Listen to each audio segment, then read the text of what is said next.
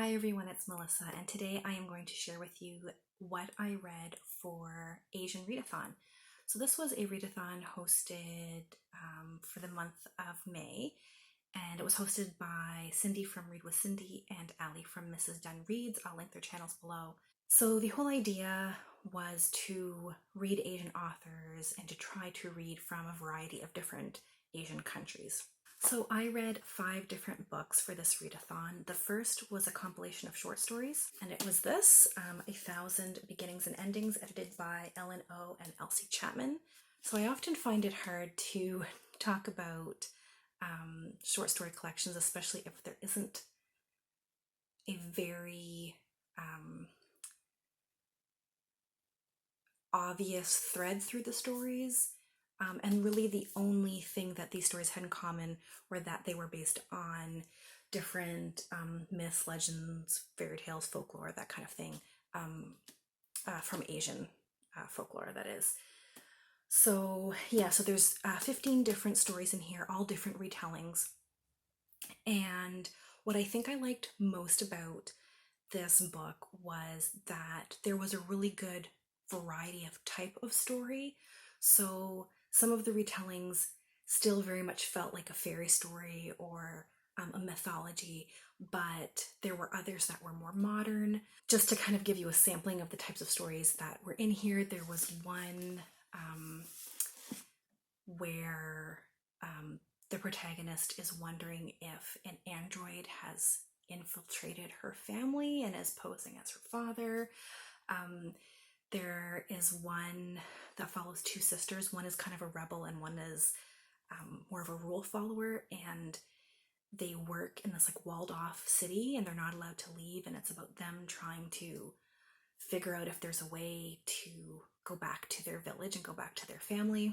There's one about a teenager who is preparing this feast for the spirits in this town, and she had been helping her mother prepare the meals for these ghosts since she was a little girl, but this is her first time doing it on her own since her mother died. So just a wide variety of different stories, and yeah, so that's 1,000 Beginnings and Endings. And if you like retellings or you like fairy tales and mythology in general, I think you would enjoy this. The next book I read was Convenience Store Woman by Sayaka Murata, and this follows a woman who has been working at the same convenience store for like 15 or so years. She's in her mid to late 30s in this novel, and she's always been different from others around her. The way she thinks about things, the way that she navigates life.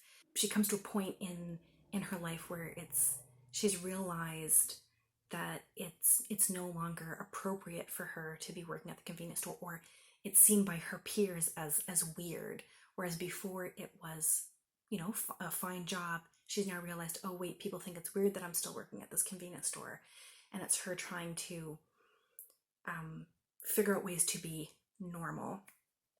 And she ends up taking in this kind of like misogynistic, like just kind of like creep ball who like mooches off of her, but she sees it as a perfectly legitimate trade-off because it makes her look normal to outsiders because she has a man living with her. She's in a relationship, and it works for him because he has someone that he can mooch off of and he doesn't have to work.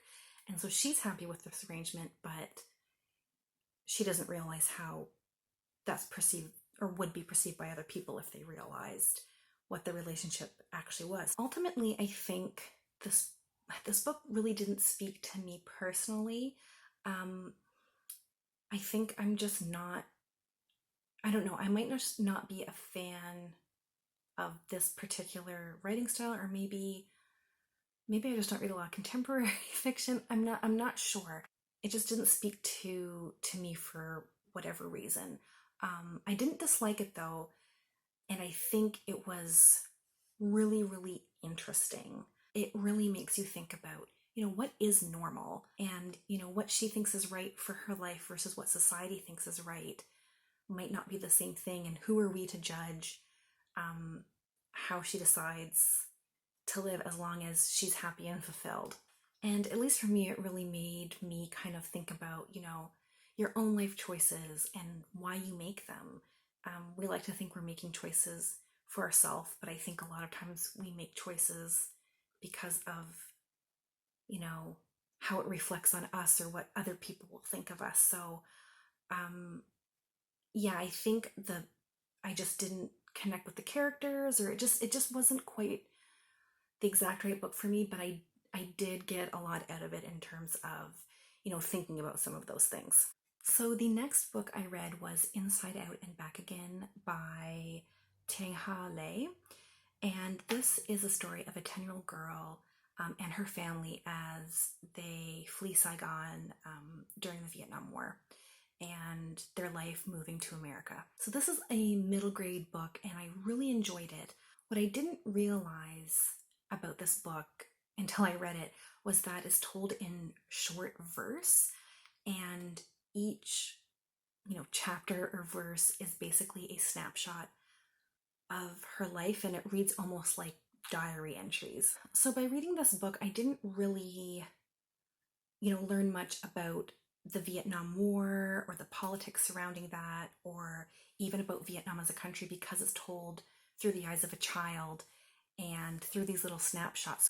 So it's much more about her life with her family, and you get kind of snapshots of Vietnamese culture, and it really provides a look at the emotional impact that these events would have on a child's life and their family as well. So at first I didn't really get the point of why the author was doing this in verse, and I kind of just thought, like, why not just do this in like straight up prose, so that because that way we get a lot more context and information, description and details. But the more I read it, the more that it grew on me.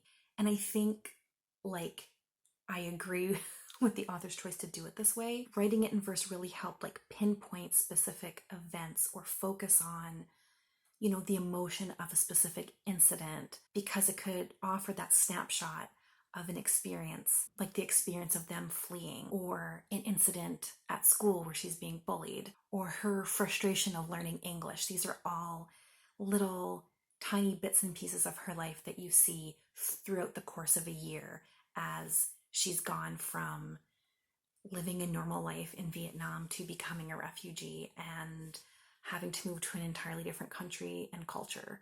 But then after I finished the book, I actually read a little interview with the author that was in the back of the book, and she talks about why she chose to use verse, which I thought was interesting because it was very different than what I got out of the verse. But one thing she mentioned that I thought was so interesting was that, even though the book is in English, the main character would have been writing, in Vietnamese, and things don't translate exactly, right? So by writing it in these very, very short verses, it was very kind of like quick, choppy verse that was very to the point. It very much like a poem written by a 10-year-old would be. But the author said that in writing it in this way, it had more of a cadence of what Vietnamese would have. So I thought that was interesting as well. The next book that I read, book number 4, is The Three-Body Problem by oh man, I looked up how to pronounce this and now I forget. I'm sorry. Liu Cixin, I think. I'm not exactly sure, sorry. The link to the book will be below. And this was translated by Ken Liu. And I really liked this book a lot. I will say, if you haven't already seen my TBR for Asian Readathon, don't watch it. And if you are a science fiction lover and you might want to read this particular science fiction, don't read the synopses, the summaries that are on Goodreads or really anywhere online, because it spoils a bunch of stuff that I didn't realize it spoils. It starts during the Cultural Revolution in China in the 60s. And we follow a character during that time, and she's kind of in trouble. She's worried that she's going to go to prison or worse, and she basically is offered this opportunity because of her academic background to go work at this like secret base, kind of like almost like a SETI project. Like they're transmitting like these radio waves, trying to see if they can hear like intelligent life, essentially. So she's working on this like weird secret like project at this base. You're with her for a few chapters, and then all of a sudden you're rocketed forward in time like over 40 years, and you follow a different person. And at first I found this kind of jarring, but their stories very much in like weave together later. So then you start following this other guy he really is the main protagonist of the book, Wang, and he is like a nano material, like nanotech researcher. And he kind of gets scooped up into a bunch of crap that he wasn't asking for. Weird stuff starts to happen. A bunch of experiments that different physicists are doing are yielding results that like make no scientific sense.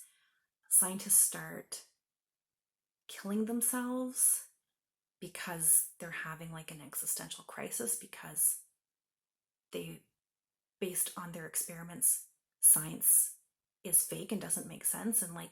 And Wang kind of gets drawn into this when he starts seeing a countdown in his eyeball. He's seeing this like countdown clock, and it's like counting down to he doesn't know what.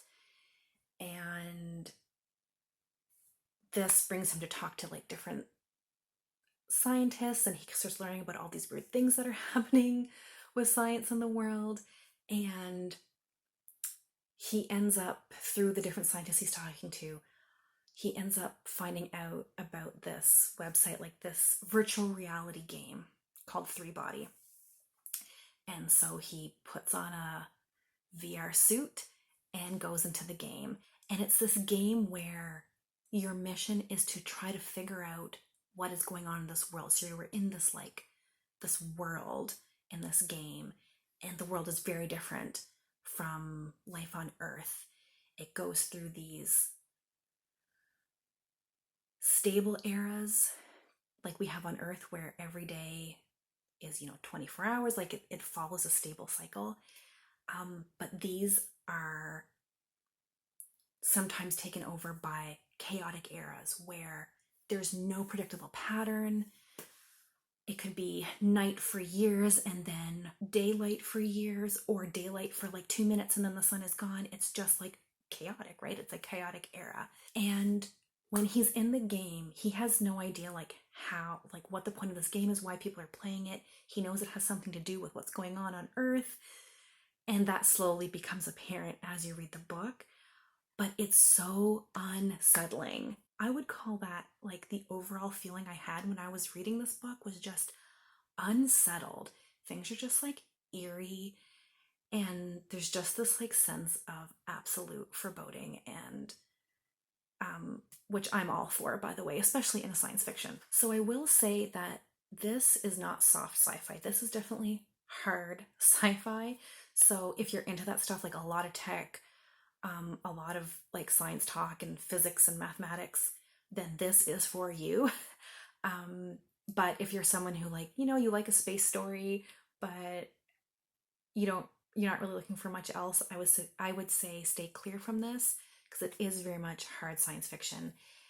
And it definitely deals more with questions on like science and technology and civilizations and like humankind, but there's not a lot of like individual characterization, I would say. And also, I will warn you now, because I didn't know this when I was reading it, but this is part of a trilogy. So I got to the end of the book and I was like, wow, like what happens next? And it's a trilogy. So I was a bit bummed when I reached the end, but very much looking forward to picking up the next book. And if you are a science fiction lover, definitely check this out. So the fifth and final book that I read for Asian Readathon was The Map of Salt and Stars by Jeyn Zoukhadar. Jeyn Zoukhadar. And this is really two different stories. So it follows a young girl called Noor, and her father has recently died, and her mother moves her and her two sisters back to Syria so that she can be closer to family. And this is right before everything basically falls apart in Syria, and they have to flee and they become refugees and are trying to get to a safe haven. So that's part of the story, and that alternates between that and a more kind of like mythological or like magical story, if you will, that Noor's father used to tell her about a girl called, like, I think she was like 16 or 17-year-old girl called Rawia. And this is set like 800 years in the past, and it's about her adventure as she becomes apprenticed to like a famous map maker, and she goes on this adventure with him as he is tasked by some king, I forget, to create a map of the world. And so it's this kind of like magical fairy tale myth, alongside this harrowing story of Noor's family fleeing Syria. And the author, he just does a great job of weaving those stories in a way where they really complement each other. And the story of Rawia, actually, I don't want to give too much away, but that story becomes integral to the story of Noor as she and her family are trying to find a safe place to go. And this is very much a story about finding home, dealing with loss. And what I really loved about it was the language. The writing was very, very rich. You read this book really with all of your senses. Like, I could smell the smells and like feel the wind on my face, like that kind of description. And I just thought overall it was very poetic and beautiful. And although it dealt with very difficult subject matter, it did leave me feeling very like hopeful at the end. So those are the 5 books that I read as part of the Asian Readathon. I would love to know if you took part in Asian Readathon. Let me know by commenting below. And as always, thank you so much for watching. I hope everyone is doing well, and we will see you soon. Take care. Bye.